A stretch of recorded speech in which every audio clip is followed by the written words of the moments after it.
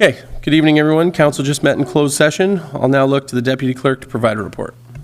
Thank you, Mr. Mayor. Through you, Council met in closed session pursuant to the Municipal Act and received an update respecting a litigation matter and provided confidential staff direction on the same. Thank you. Thank you. So this time I'll now ask everyone to please stand for the national anthem.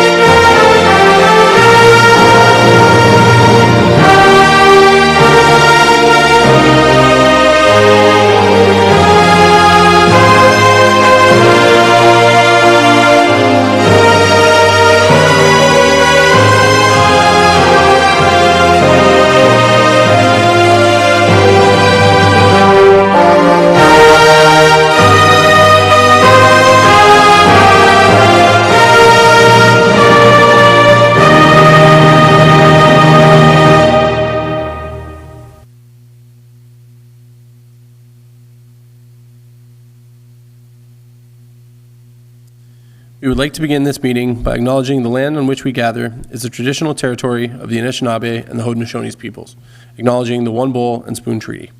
Are there any disclosures of pecuniary interest? Seeing none, please note that the meeting's proceedings are being broadcast live, recorded, and made available through the Township website and YouTube.com.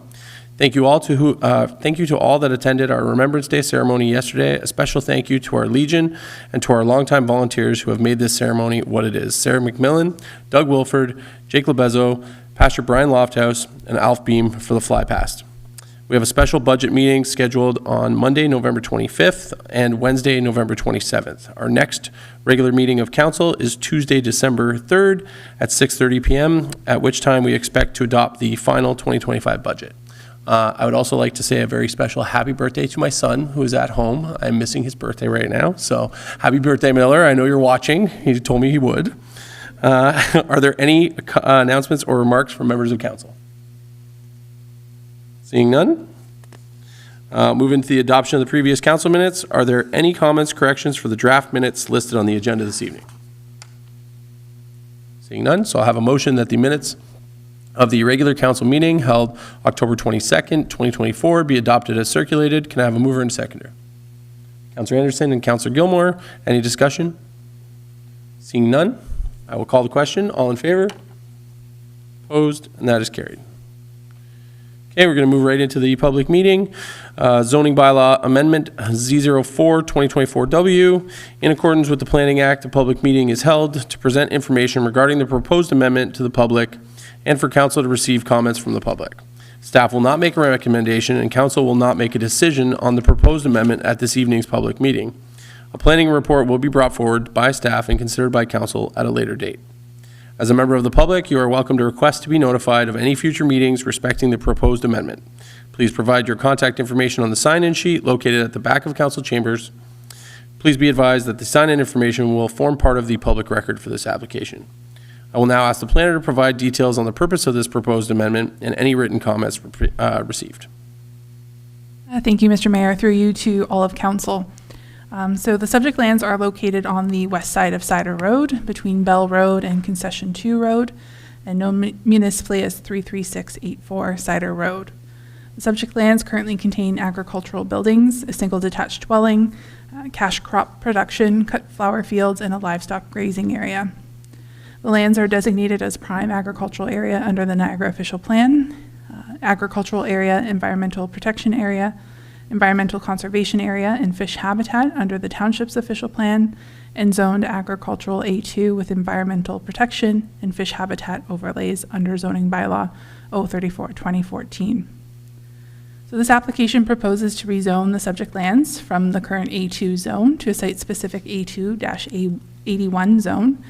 This is to add a wedding venue as an additional permitted use. And then wedding venue is proposed to be defined as the seasonal use of land, buildings, or structures for wedding ceremonies and/or wedding celebrations or similar ceremonial events, as well as ancillary uses such as parking, loading, and servicing facilities.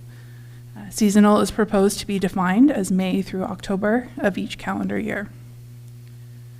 So the zoning amendment also seeks to establish a maximum floor area of the wedding venue, including outdoor hospitality area, and that is of 865 square meters. Further, it's to establish a maximum floor area for value-added marketing uses of 340 square meters, to establish a maximum number of guests for the wedding venue at 150 persons, and then to specify the minimum parking requirements for places of assembly identified in Table 3 of Section 5.1 to apply to the wedding venue, and that the greater gross floor area of the wedding venue or outdoor hospitality area is to be used in the calculation of the parking requirement. It's worth noting that the environmental protection and fish habitat overlays will be maintained in the amendment. In terms of some comments received, so in accordance with the requirements of the Planning Act, a notice of public meeting was mailed to property owners within 120 meters of the land, subject property, and a public notice board was posted on the property. Application materials were also posted on the township's website and circulated to agencies and departments for review and comment.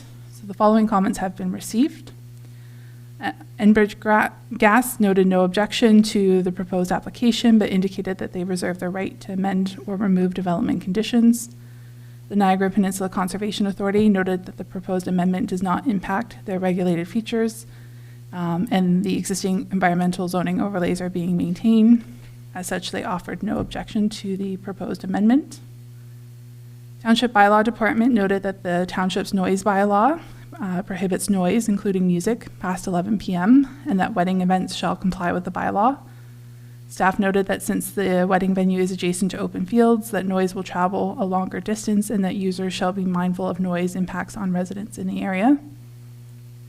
The Township Building Department noted that a comprehensive review of the septic and construction drawings and other technical information will be reviewed through the building permit process.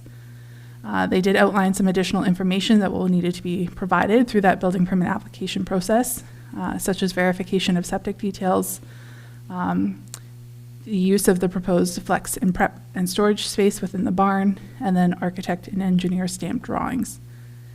It was also noted that if at any time the total design of the septic system on the property exceeds 10,000 liters per day, that approval from the Ministry of Environment is required. Township Operations Department noted that a culvert permit will be required if any alterations are required to the entrance to Cider Road, and that if at any point in the future the gravel driveway and parking areas are paved, a stormwater management plan will be required. Niagara Region offered no objection to the application as it's consistent with the intent of the provincial planning statement and conforms with provincial and regional policy. So that's it for my summary. The applicant's consultant is here and has a more detailed presentation on the proposal.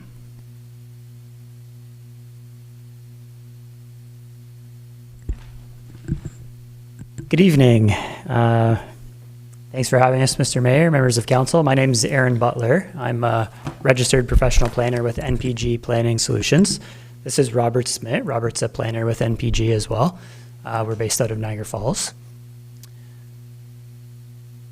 Robert will be providing a presentation this evening. We will cover a few of the things that Ms. Ivins has just mentioned, but we'd like to cover the entire thing just to make sure we're fully comprehensive.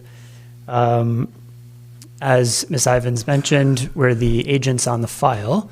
The owners of the property are Julie and Kevin Toth, and their daughter, Caitlin, is here this evening. Caitlin Green and her partner, Adam, are the operators of the farm and the business owners. So we're here tonight to provide you with some information and answer any questions about the proposed zoning amendment to convert this barn you see on the slide here into the wedding venue. So I'll pass it over to Robert, who will walk us through the rest of the presentation. First, hello everyone. works. Perfect. So, as Aaron said, I believe, the subject lands are located at 33684 Cider Road, spanning approximately 8 hectares and comprised of croplands, pastures, a farmhouse, 2 agricultural barns, and some small shelters for farm animals such as goats and chickens. It lies mainly within the agricultural area defined by the township's official plan, with a small section on the southeast corner designated as an environmental protected area. However, this has no impact on the application. There is an intermittent stream, which you'll see on the map, that cuts through the property from east to west. North of that stream, Sweet Creek Flower Farms Incorporated, which is owned by Caitlin and her husband, Sweet Creek Flower Farms manages the land north of the creek. The long-term vision for the farm includes flower fields, Christmas trees, pumpkins, pumpkin patches, and cover crops. The fields south of the stream are rented out to a tenant farmer and used for cash cropping.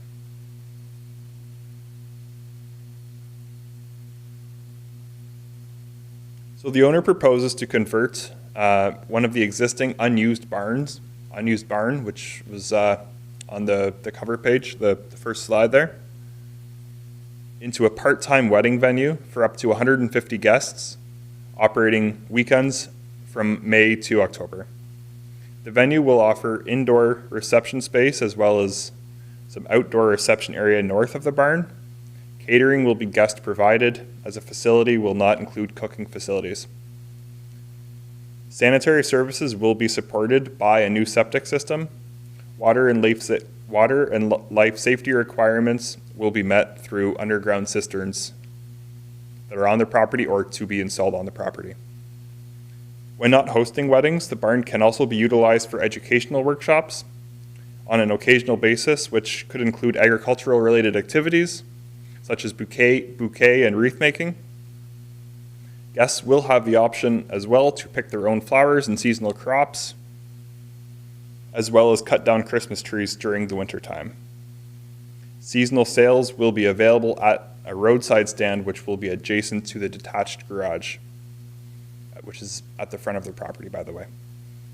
To accommodate all of these activities, a total of 57 parking spaces will be provided on the site.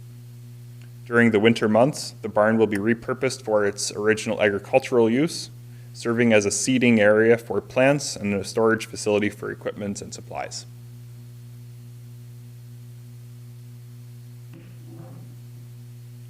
So a zoning bylaw amendment is required to permit the use of a wedding venue on the subject lands. The amendment will include site-specific regulations for the venue, placing limits on the frequency of events, the capacity, and the maximum area utilized by the venue.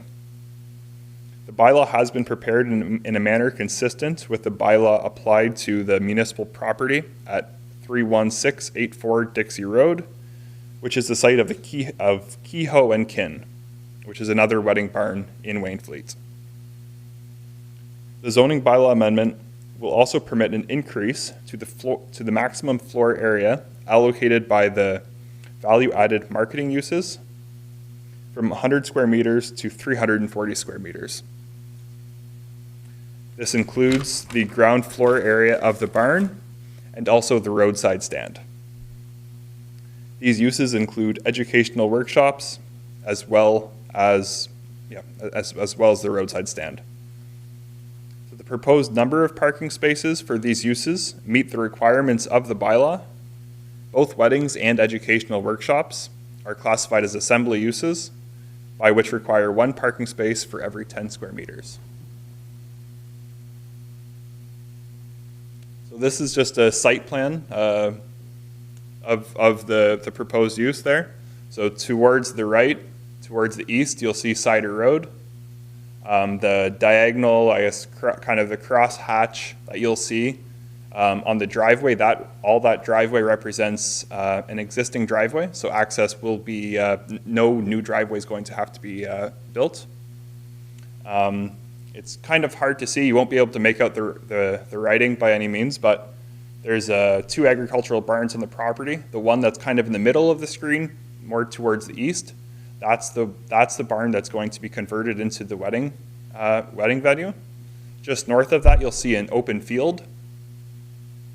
That field will have it'll be directly connected to the barn, and that will serve as the outdoor reception area. There's also, you'll see parking on the property throughout, with the main property, the main parking, I guess, kind of being alongside that the other agricultural barn.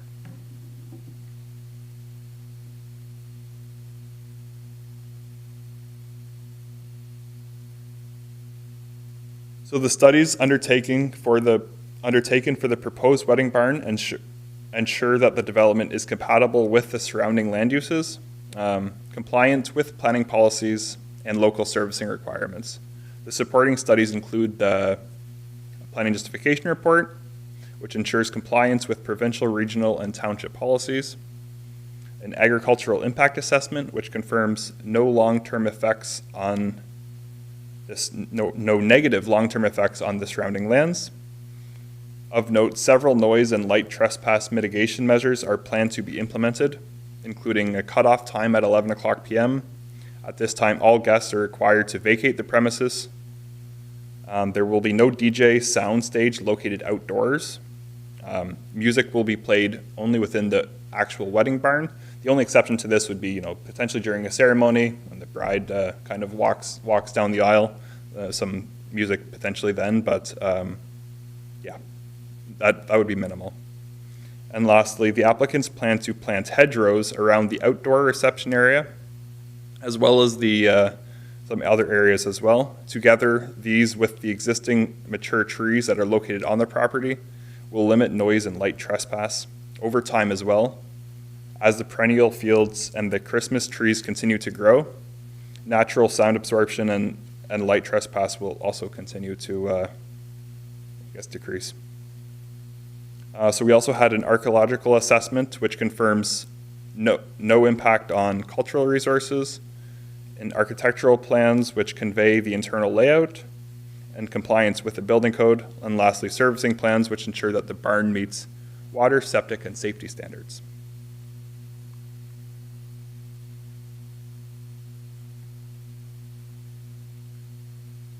So the provincial planning statement permits agricultural-related uses and on-farm diversified uses in prime agricultural areas.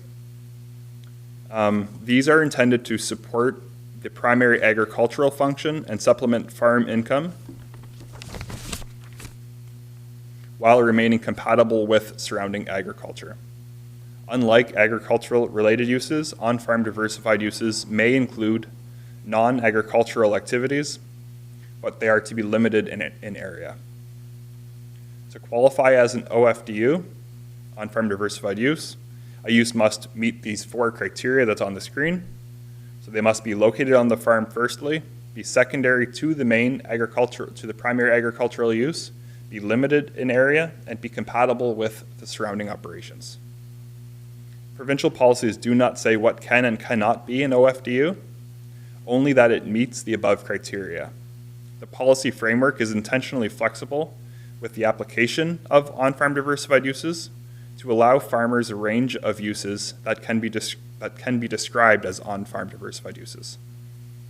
For this proposal, the wedding venue and educational workshops meet these criteria and are classified as on-farm diversified uses. To ensure that on-farm diversified uses remain limited in area, the provincial guidelines suggest that the summation of uses should not exceed 2% of the property, up to a maximum of 1 hectare. In the case of this proposal, the on-farm diversified uses make up 1.81% of the site area, which aligns with the provincial guidelines. The PGR that is submitted, planning justifications report that is submitted with the application, includes a much more detailed breakdown. Both the Niagara official plan and the Township official plan also support agriculture-related uses and on-farm diversified uses and include similar criteria. I also want to highlight that the regional planning has reviewed this proposal and confirmed its conformity with the provincial planning statement, provincial guidelines and as well the Niagara official plan.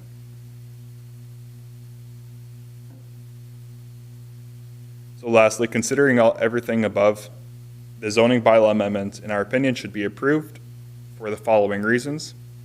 Number one, the application is consistent with the provincial planning statement and the provincial guidelines.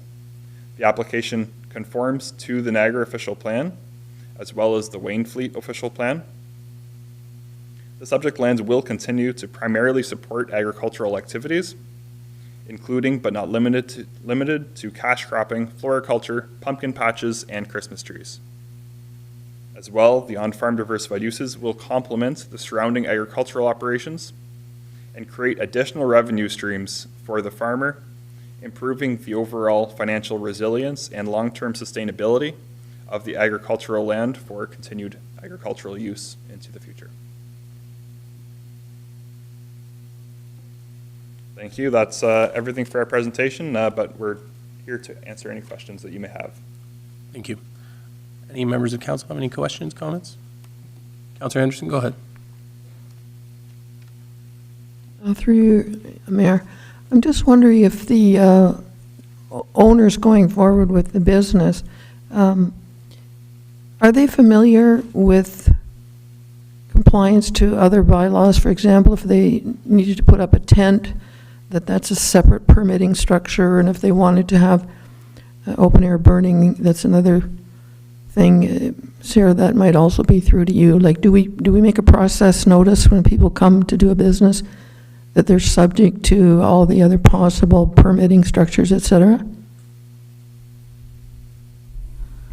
Through you, Mr. Mayor, to Councillor Anderson. We can certainly make that known. Typically, we advise through the pre-consultation stage if it's identified any accessory structures like temporary tents are going to be involved, that depending on their size, they will require a building permit.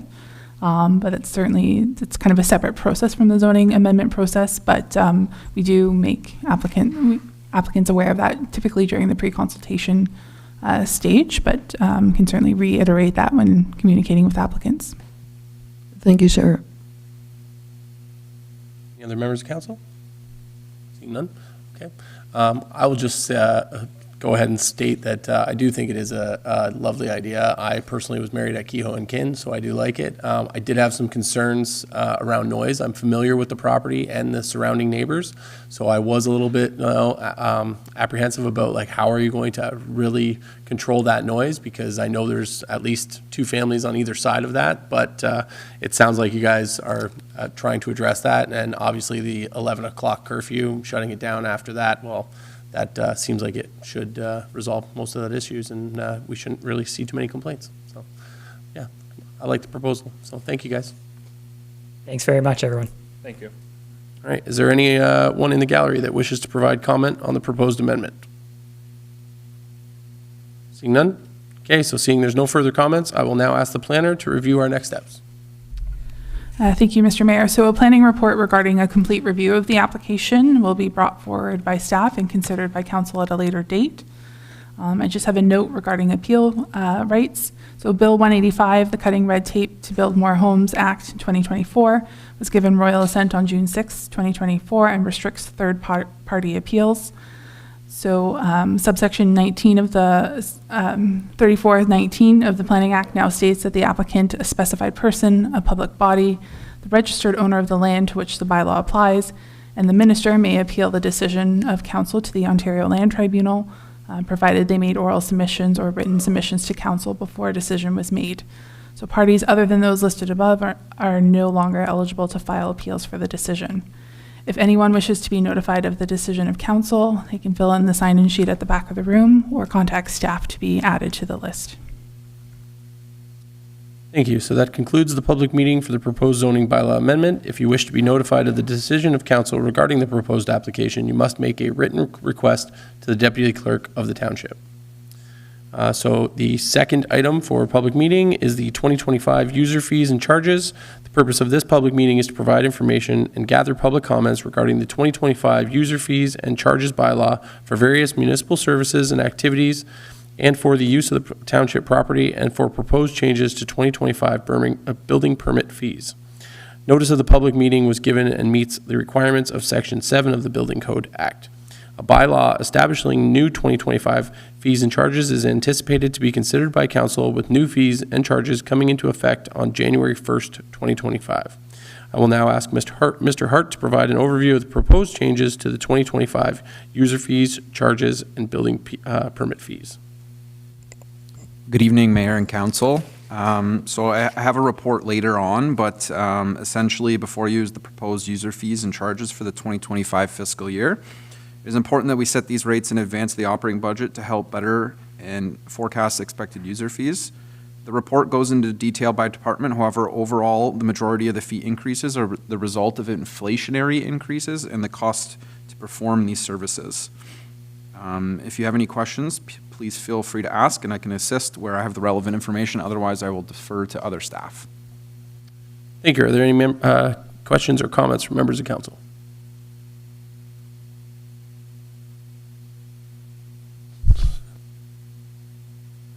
All right. Seeing none? What? Oh, they don't have their hands up. Oh, I didn't see either hand up, so, okay. Councilor McCollum, we'll go with you first.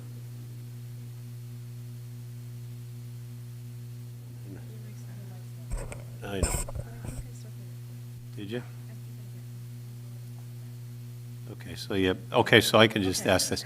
So, in this world of being right and just and no discrimination, my question to Ben is, if a homeowner comes in and he wants to build an outbuilding, 40 by 60 shed, we'll call it for argument's sake. Regular guy pays $12, just shy of $12 a square meter. If you're a farmer, you pay just shy of $2 a square meter. Why does a farmer pay 1/6 of what anybody else in town pays? Thank you. And through you, Mr. Mayor, and to all of council, our accessory structures are about $6.40. So it's. I think here and now it showed it at $11 and change. Sorry, it's accessory buildings for just typical residential would be $6.40 currently.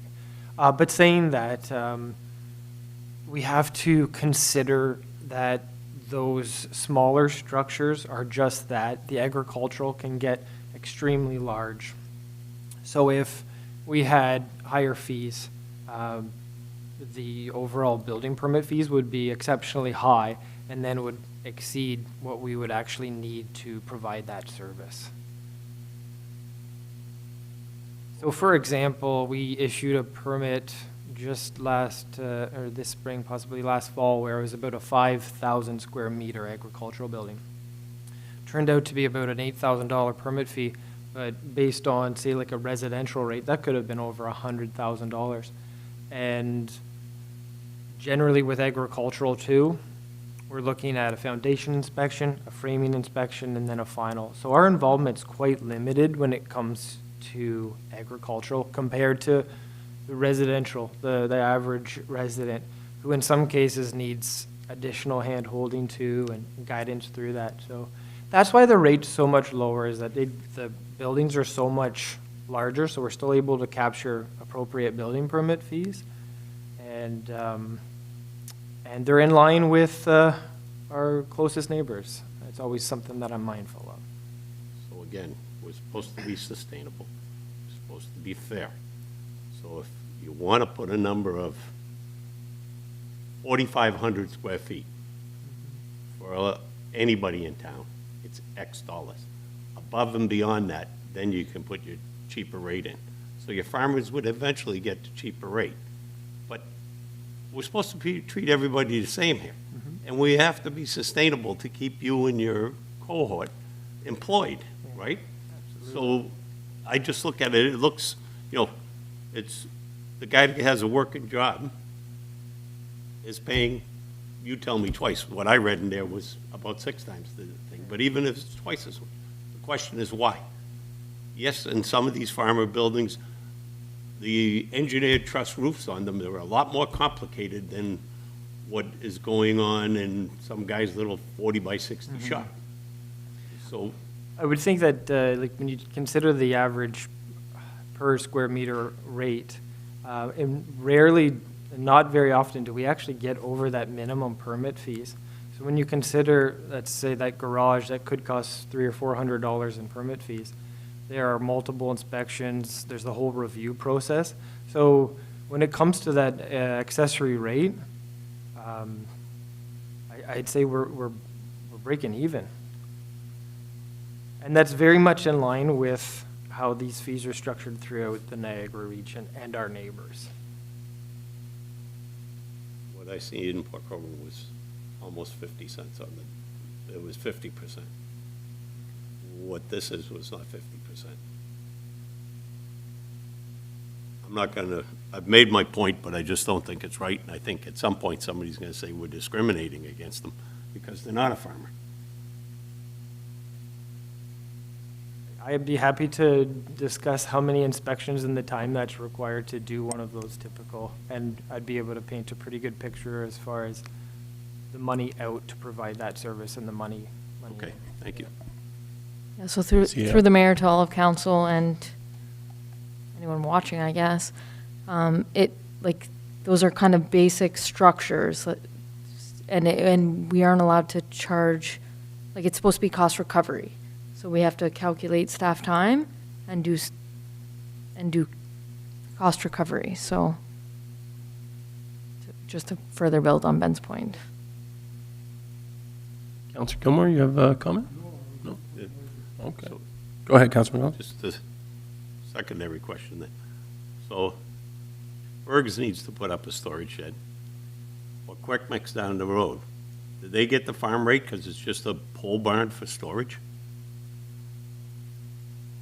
They would get the industrial or possibly commercial rate. You don't have to do any more inspections on a pole barn for them for storage than you do for the farmer for storage. Like, For a I'm lot not of- picking on farmers, I'm just trying to figure out why the rate is so different. So I would say that a lot of the times with the commercial, industrial uses there, in some cases, there's 2 or 3, 4 years of prep to get us to that point. So we could spend thousands of tax dollars and hours from staff just to get us to that point, to give them a reduced rate. In most cases, it's the years to get them to a building permit stage, just to recoup some of our money. I've built a lot of buildings and I never spent a year trying to get it done, so I don't know where you're doing years of work to get it there. We walk in with a design, we ask for a permit, and we go.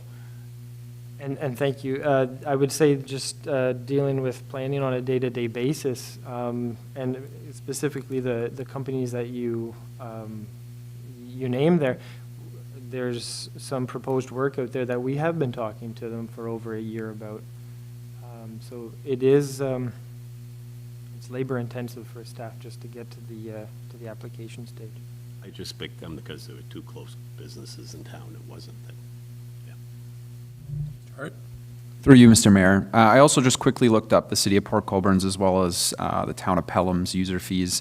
Looking at Port Colborne specifically, it looks like residential occupancies is $1.60 per square foot, and the special categories for farm buildings and greenhouses is 36 cents per square foot, so it's about 1/5, 1/4, and Pelham's was about the same, so it seems pretty, just on a quick look up, seems pretty consistent. Okay. Any other, thank you, Councilor McGowan. Are there any other comments from any other members of council? Seeing none, okay. Are there any questions or comments from the members of the public? Seeing none, yes. Okay, so I declare the public meeting now closed. Council will be considering a report on the proposed 2025 user fees and charges and the building permit fees in the report section of tonight's agenda. That concludes our public meeting portion of the agenda. Moving into the delegations, we have no delegations this evening. We also have no consent items on tonight's agenda. So we're going to move right into staff reports. We're going to move into ASR 14, 2024, respecting the 2024 Q3 projected results. Mr. Hart, can you please provide a brief overview of your report? Thank you. Through you, Mr. Mayor. Good evening. I have before you all the projected year-end results as of Q3 2024. The report goes into more detail on the exact reasonings for any projected surplus or shortfalls, but overall, the township is expecting an approximate $820,000 operating surplus, a $3 million capital surplus, and a reserve and reserve fund balance of $6.8 million. The township and staff have done a great job on staying on track for budgeted expenditures, especially given the 2024 budget had a lot of reductions to help offset inflationary increases such as insurance and whatnot. The operating surplus was primarily generated by the one-time sale of assets, which is something that municipalities don't often budget for.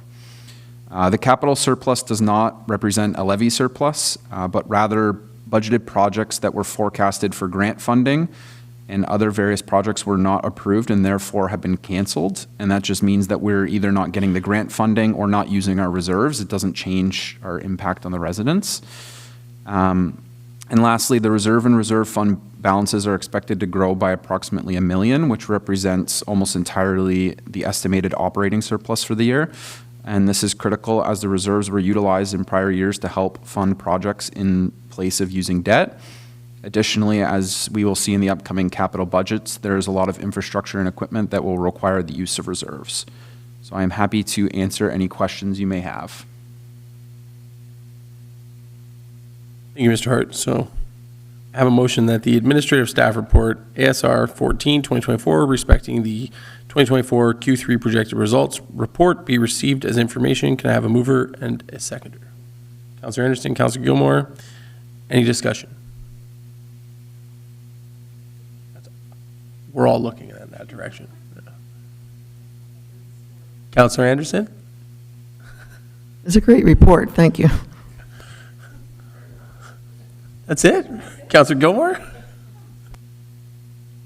No, it is a great report. I just have a question about the sale of a capital asset being applied to an operational surplus versus a capital surplus. It's just, I'm sure you have an accountant's answer, and that's why I'm asking it. But to me, if you sell a capital asset, it would create a capital surplus. So through you, Mr. Mayor, we don't really account for the sale of assets through the capital reserve quite like that. It does, I guess, impact the operating surplus of the township for the actual influx of cash. However, the recommendation was that we were going to transfer that to a capital reserve. So ultimately, it is going to be used for infrastructure.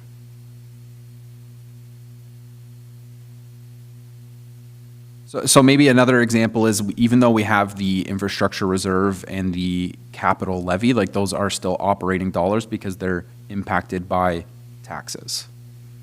Right. Well, I guess my point is that the sale of that asset has nothing to do with the quote operational functions of the township. That's, I mean, money is money, but then you. If we're going to transfer it to the infrastructure side of it, that's capital. It just seems to me like it belongs there and skews the projected, quote, operational surplus. Just my opinion, but again, I'm certainly not an accountant. I'm going to hop in for a second. Through the mayor to all of council. So it does, but same pants, different pocket. We have to record it because it's cash coming in. And it was something that we didn't budget for. So we record it in the operational budget, but it's going to be a transfer to reserves because it's a that's where we want it to go. That was council direction, back to the capital budget. And it was unbudgeted for. Yeah, fair enough. I mean, as long as everybody understands, if you back that out, then you get the true number of what the operational surplus is. Because that 510 skews it, in my opinion. That's the only point I'm trying to make. I'm not complaining. I'm just saying that if somebody looks at that and they say, oh, 819,000 of operational surplus. Well, that's not really accurate. No. Because it was a one-off. So I just want to make sure that people understand that we didn't. So through the mayor to council, when we bring back our year-end reporting, we will do that transfer in advance so that it doesn't look like that's the actual surplus, because that is a one-off. Councillor Anderson. So, subject to the report, I have a little bit of a wish list question. Regarding the building maintenance, which contains mostly the debt repayment debenture monies, I would prefer to see that, just in my sense of looking at figures. I would like to see the debentures, ones existing and future ones, attached to the department that they're issued on behalf of. For example, I think we have a standing fire debenture and a arena debenture. So that's just the way I'm used to doing things. My career was a big budget, but it went back to departments, and so I think like that. So I don't know whether it's just simply changing lines up when we get to the final year end, or opinions on that from the treasurer and the CEO, please. Through you, Mr. Mayor, I can certainly look at breaking out the building maintenance and putting those line items into the respective departments. For example, the arena could go under recreation, the fire halls could go under fire, the operations center could go under public works, if that is something that council and mayor would like to see, and that could be reflected in the quarterly reporting as well as the budget. Big smile, that makes me happy, thank you. Are there any other comments, questions, members of council? Seeing none? Then I will call the question. All in favor? Opposed? And that is carried.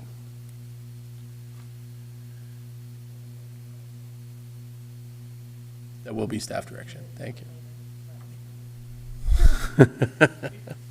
Okay, now you're up again. We're going to move into ASR 15-2024, respecting the 2025 draft user fees and charges. Mr. Hart, could you please provide a brief overview of your memo? For sure. Thank you, Mr. Mayor. I think we went over it in the public consultation quite well, but essentially these are our user fees that we're proposing for 2025.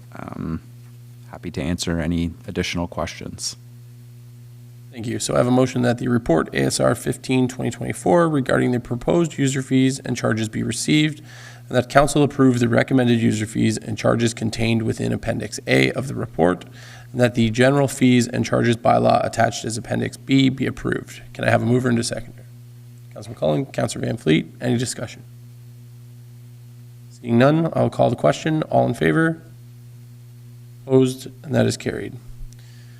Okay, moving into ASR 16-2024, respecting the 2023 Auditor's Report and Draft Financial Report. Mr. Hart, could you please provide a brief overview of your memo?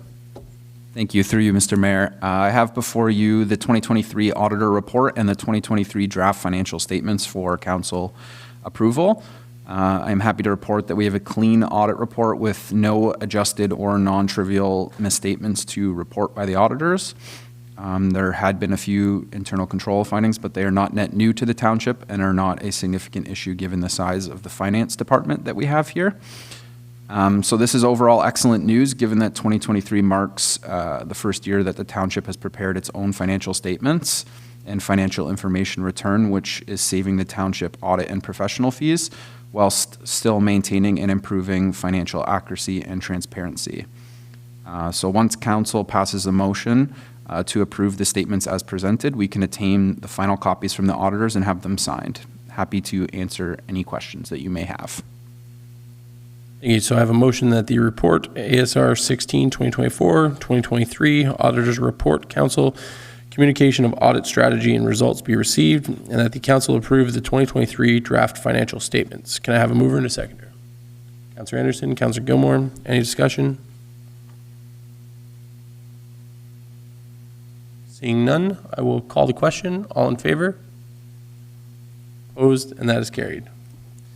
Okay, we're going to move into Public Works staff reports. PWSR 15, 2024, respecting delegation request for storage containers. Mr. Nan, can you please provide a brief overview of this report? Thank you, Your Worship, members of council. Before you use Public Works Staff Report 15, 2024, regarding the delegation request for storage containers received by council on September 10th, 2024. Staff have looked at various options for placement of storage containers, as well as permanent facilities. Staff considered the requested location, and it may currently be a potential location, but staff also considered future expansion of the parking area to include the area suggested for the containers. Staff's opinion is that it may be more beneficial out back from a current usage of the lands. This may not suit the requester's needs for convenience that it may pose. Staff contacted Olympia Steel Buildings to obtain several generic pricing for buildings and added permits, engineering for foundation work, potential upgrades for required for the electrical, for fire safety improvements that may be required under the building code for each of the different options that were available. Staff at this time struggled to assist the needs of the organization as well as consider any future requests or any future needs of the township facilities. I'm available for any questions at this time. Thank you. So I have a motion that PWSR 15, 2024, respecting the delegation request for storage containers be received, and that council direct staff to coordinate with the Agricultural Society as needed to facilitate and execute council's chosen option, and that staff prepare a lease agreement between the Agricultural Society and the Township of Wainfleet pursuant to that option. Can I have a mover and seconder? Councilor Van Fleet and Councilor McClellan. Any discussion? Councilor Gilmore, go ahead. Thank you, Mayor. I still have a big problem with where they want to put these. I spoke with Ben before the closed meeting a little bit about the issue along the arena, and I think I sort of understand it, although it's, in my opinion, not rooted in common sense, although I realize there's lots of other reasons why they couldn't go there. I'm wondering about the area where the foundation is, where the house burned down. Do we know what is going to happen with that foundation? And at least there, they'd be still adjacent to the pavilion and also hidden by it. So my concern is where they want to put them, we're going to create a container park, because the very first thing that's going to happen before the ink's dry on the confirming bylaw from this meeting is that you're going to have a request from Marshville to put their container there, which they were told they couldn't put there a long time ago. So that's 4. And then everybody else is going to be able to line up and say, well, you got Marshville there, you got the fair there. Now, minor hockey, we want one there because our room is full and blah, blah. And we're going to have a container park right out in plain sight, paint them or not, I don't care. We have to find a place, some compromise between where they are and where they want them. So I'm wondering, like, what are we doing with this foundation from the house? It's burned down 5 years ago. Maybe more, I forget. To Your Worship, I can, to Councilor Gilmore, that's a great question. The foundation from the minor house that burnt is a portion of the land that is leased to the Marshville. If council remembers back in, I believe it was 2016, we signed a lease agreement and it laid out an area that is leased to Marshville completely, and that is within the lands that's part of the lease. I did speak to the group, and their intention is to still rebuild it. They're working with the minor family to try and see if they can rebuild that structure still. And you know, as far as where we put containers, it's a tough decision, because we're always looking for space for everything that we do, whether it be for additional parking, whether it be for additional activities, whether it be for unfortunately, in some cases right now, for soil storage, due to some new legislation that has impacted the township. So it's always a struggle of where we can put things, that's for sure, on a piece of property that's pretty much utilized almost 90% land-wise as far as activities.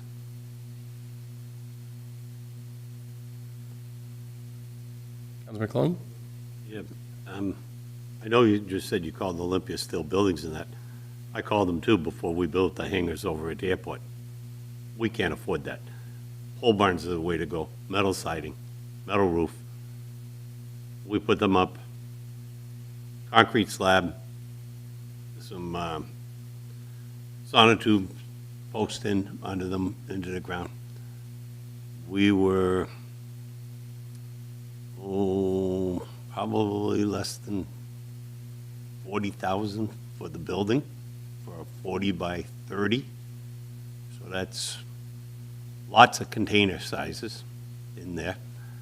My doors were what cost us the money. The airplane hangar doors were expensive, but you don't need that. You just need garage doors. And, you know, maybe that's a way to look at it, Richard. We pick a spot and put one of them up now, and if we need a second one, put another one up. But there's a reason why they get built. It's because they're inexpensive and they do the job. You don't have to finish them. Yeah, maybe you need one 15-amp circuit out there for the lights to go in it, and that's it. You don't need plugs. You don't need any of that. You don't need any heat. So you get the same thing you get out of a C-can, only it looks a lot better. Councilor Van Fleet, go ahead. Through you, Mr. Mayor, to Richard. I'm not a fan of C-cans. We all know that. Sorry. But looking where the proposal is, I know how much the arena parking lot has grown in the last 30 years. You still can't find parking there on a Sunday afternoon. So I can see making our parking lot bigger and putting whatever storage needs to be done like out back. And when I say out back, I mean the south side of the new school, like where the demo fields are. Because if I look at this, like there's nowhere here to park, even if there's anywhere in the Ball Diamond. If you go there on a Friday night, again, you can't park. You can't park anywhere for soccer. So parking is a problem as much as storage is. I can't see putting them where we could put parking, or we could actually use the field for the fair. When I say field, I mean behind the arena. I think our best option, if we have an option, is out back.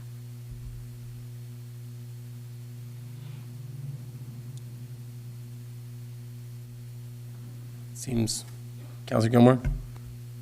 Just another question. I'm assuming that they're not going to do anything with the stuff that's in the trailer till spring, summer. Is that a fair assumption?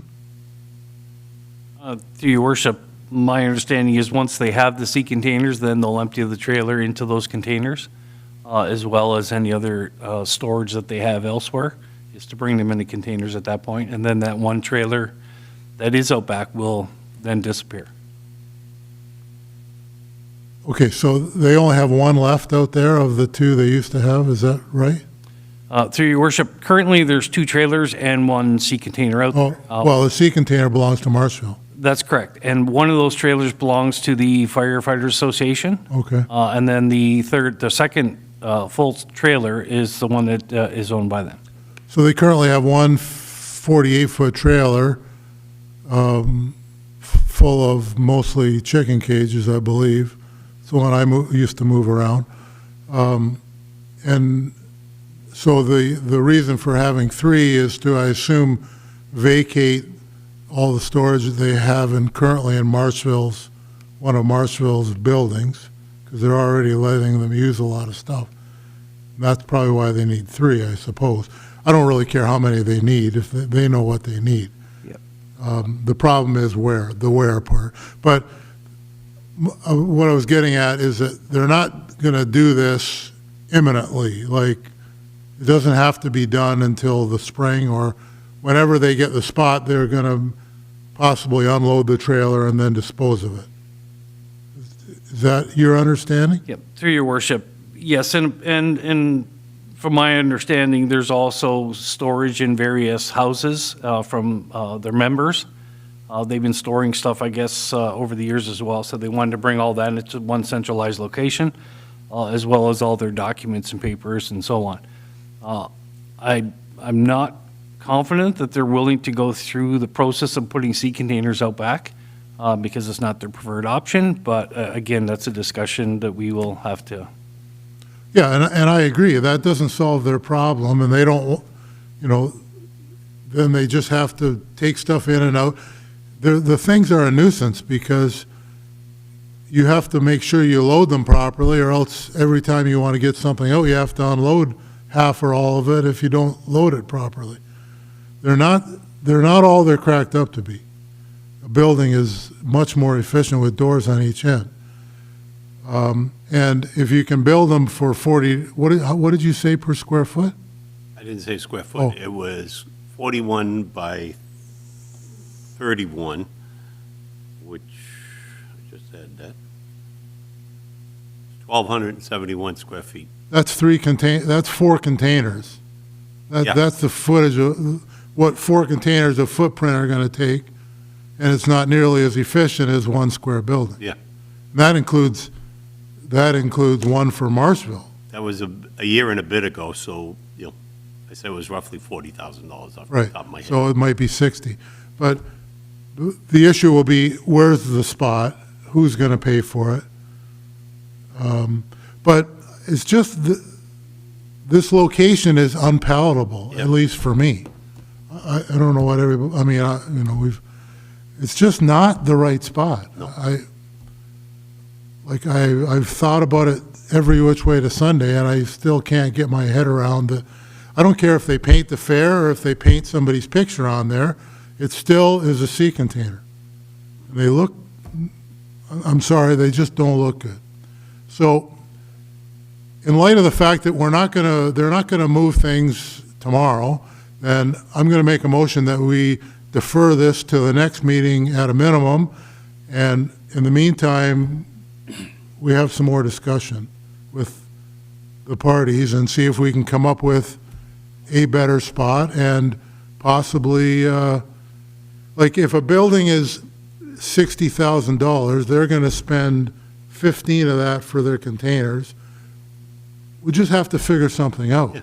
because this is going to go on for a long time, but we have to put it in the right spot and build something that looks good on our own property at the same time, and not have us be beholden to other people that want to put stuff in our newly created container park that we don't want.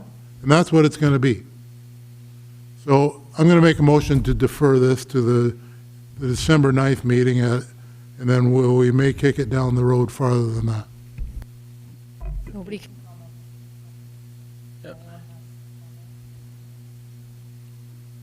Councillor Van Fleet's going to second it? Okay, so then any discussion? Or comment first? Okay, Councillor Anderson. My comment is, I think that part of their concern was the transit distance from where storage is to where they're using it.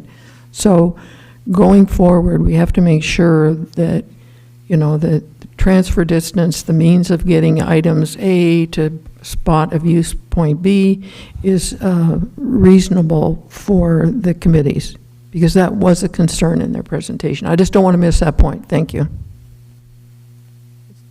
Councillor Van Fleet? I have a comment to Joan's comment. I think it's more of convenience that they want to put it right by the arena for convenience, because they can transport it however with all their, whatever they use. They have trucks, they have side-by-sides, they have all that. So I think it's more of convenience as to where we just don't want the sea cans there. I'm still thinking out back. And I agree with Councillor Gilmore, because I said this at the last meeting we talked about this, was that everybody else would want to put their storage everywhere, because I know the arena's going to run out of space soon, too. Councillor McCollum? Through you, Mr. Mayor. So maybe what we should ask staff to do is poll all the users and see what they think their future needs are, and how much money were they willing to pay per month, per year for the storage space. And then when we know what we have to build, we'll pick a spot that it doesn't look like the dog's breakfast in the middle of our town, and we'll put it in the right place. And then you want this much room, you want this much room, you want this much room. Everybody pays a fee annually to keep it there. And then we're done with it. And when you run out of space, you don't have any more. But I think that's, Richard or whoever's going to do it, we need to know what the needs are.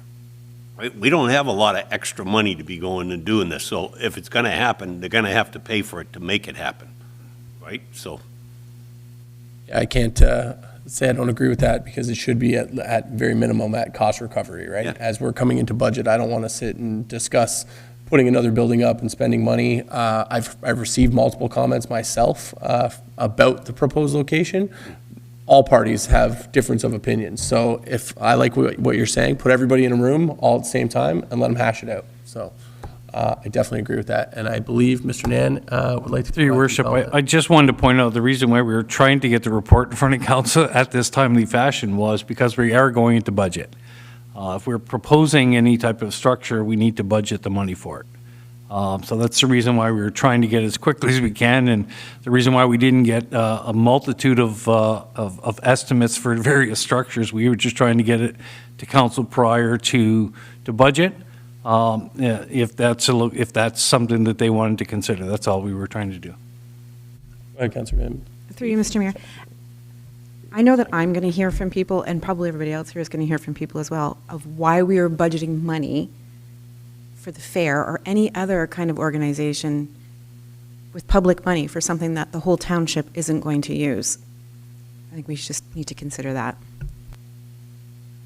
Turn it to the CAO. So through the mayor to all of council, that's why the sea container was our recommended option, because they can fully fund that. It will not go on the taxpayers' levy at all.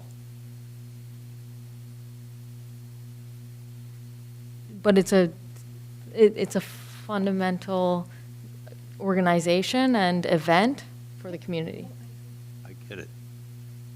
But every one of our other buildings looks good.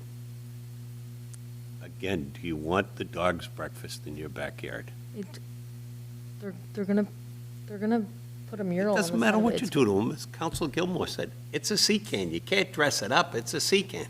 I've seen some nice ones. I will argue don't know. that if you, I'm not saying drive by my house right now because it's not pretty right now, but there are options when it comes to sea container structures. You can clad them, you can board and batten them, you can dress them up and make them look better. But is the Agricultural Society, is the fair willing to go through that route, right?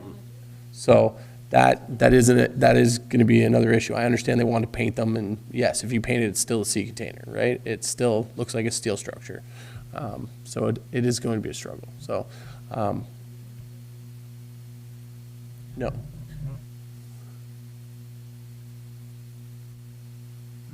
Okay. Is there any other, Councilor? Well, I just we're a touch out of order. We should just vote on the deferral and have these conversations at the next meeting. Yep. Just- Okay, with that, Councilor Van Fleet, you wish to second the motion? Okay. Is there any other further discussion? Seeing none, I'll call a question. All in favor? And that is carried. Okay, we're going to move into review of correspondence. We have 2 items of correspondence on the agenda for consideration this evening.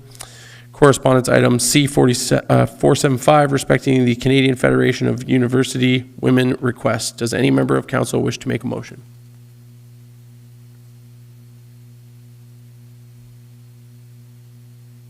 Councilor Gilmore? So this is just a proclamation. That's Yeah, correct. It's a proclamation. No? Through you, Mr. Mayor, there was also a request to hang the red dresses on municipal property as well, in keeping with practice over the past several years. Sounds like a good idea to me. Okay. So Councilor Gilmore will make the motion. Councilor Van Fleet, second it. Any discussion? Seeing none, call the question. All in favor? Opposed? And that is carried. Okay, moving on to correspondence item C484, respecting the request for fee reduction for the community hall. Does any member of council wish to make a motion? Councillor Van Fleet? I wanted to comment that this is a very short timeline, because aren't they looking at the 14th, 15th of December? Isn't that usually when the fire hall's in use for the firefighters doing their community baskets? They don't have the space for it. It's built from 13,000 square feet. I'm just wondering if there's enough time. Like it's next I month. personally do not know the answer. I don't know either. Yeah. That's why I'm asking you. Through you, Mr. Mayor, so the correspondence that was included, the entire thread was not included because it wasn't, in my opinion at the time, probably mistakenly all necessary, but I believe there was confirmation through Shelley and operations that the preferred dates were available for booking in the hall. Thanks, that would have been handy. Thank you. Councillor Gilmore, go ahead. Thank you, Mayor. Yeah, I would move that we grant this request. I assume the money is coming out of the council or council grant line that we use for this kind of thing. May the CAO confirm that there are the funds available? Yeah, through the mayor to all of council, there are funds available, and yes. Yes. One of your lines that you love, we'll spend it from there. Excellent, I so move. All right. With that, can I have a seconder? Councillor Anderson. Any other further discussion? So just to confirm for the purpose of the motion, is that for the full fee waiver or for a portion, just a reduction? It was a reduction, it wasn't specified an amount in the request.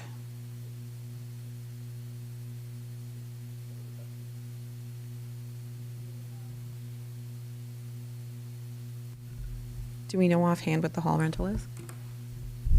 Hang on, let's look it up.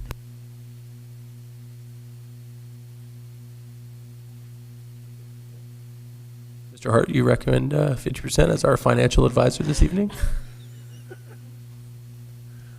Councillor Gilmore, it's your motion, so. That's fine. Usually Yep. they specifically lay out an amount. So let's do 50%. Okay. All right. Councillor Anderson, you seconded it, so you agree to that? Okay. All right. Any other further discussion? Seeing none, I'll call the question. All in favor? Opposed, and that is carried. Okay, with that, we are moving into bylaws. I have a motion that the following bylaws be read and passed this 12th day of November 2024. Bylaw number 4424, being a bylaw to establish and regulate payment of various fees and charges within the Township of Wainfleet. Bylaw number 45-2024, being a bylaw to authorize borrowing from time to time to meet current expenditures during the fiscal year ending December 31st, 2025. Can I have a mover and a seconder? Councillor McCullen and Councillor Van Fleet, any discussion? Seeing none, I will call the question. All in favor? Opposed, and that is carried. Are there any notices of motion this evening? Seeing none, I now have a motion that council now move into closed session to discuss an item under section 239-2B of the Municipal Act 2001, personal matters about an identifiable individual, including municipal or local board employees, one item, an agreement matter, and the minutes of the closed meetings of council held October 1st, 2024, and October 22nd, 2024. Yeah. Can I have a mover and a seconder? Councilor McClellan? Councilor Gilmore, any discussion? Seeing none, I'll call a question. All in favor? Opposed, and that is carried. So we will now move into closed.